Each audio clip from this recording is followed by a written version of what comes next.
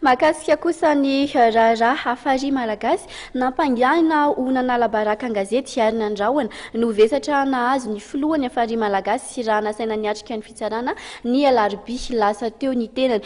Tsy tonga nanatrika izany moa ny filohan'ny Hafari Malagasy hoentiny amintsika atao anatin'ity fanadihadiana ity moa ny antony nahatonga azy tsy nanatrika n'izay fitsarana izay notanterana ny alarobia teo izay Rotsy Rakotonirainy.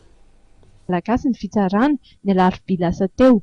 Nambarany fa nisy ireo solon-tenany izay tonga tany amin'ny fitsarana niampy ireo vahoaka tao amin'ny Arnarivo izay nanaraka hatrany ny mombany raha. Tao anaty fanajana tanteraka ny fitsarana ny atrehan'ireo vahoaka izany fitsarana izany. Ohatrany farany izay nanoloana ireo kokon'olo ireo.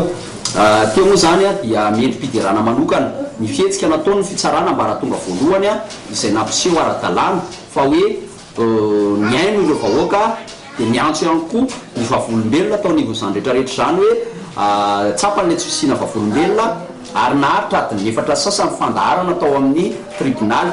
Za moa zany tsy niseho tany fitsarana satria miveriko fa hoe tsy ara-dalàna ilay fitsarana satria tsy hitako tany ny ireo fepetra tokony arovako ny zoako nefa nanilaka an'ireo ekipako rehetra dia rehefa niantso atelefona ny ekipa rehetra hoe misy tokoa ilay fitsarana dia niezaka namonjy ny tribonaly tany any saingy tsy tratrako tsony moa ilay izy fa ndrava ny fitsarana vao tonga tany dia zavatra lehibe sy mampalahelo izay nataony mpisolo vava dia mangataka ampidirana amponja avy hatrany ao anatin'ny audience na MD sur l'audience ozy ny terme teknika.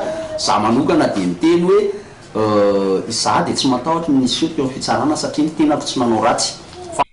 Amin'ny faha-enina volana aprily avy izao moa no mivoaka ny didim-pitsarana mahakasika ity raha izay nampangana ny filoha nasionaly ny Hafari Malagasy ity.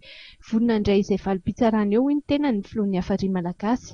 Tsy hanakana izay tapaky ny fitsarana ivoaka ny Hafari Malagasy raha nambaran'izy ireo hatrany. No amafisiny ihany koa fa tokony halalaka ny fanapahan-kevitra izay ataon'ny mpitsara any Arnarivo.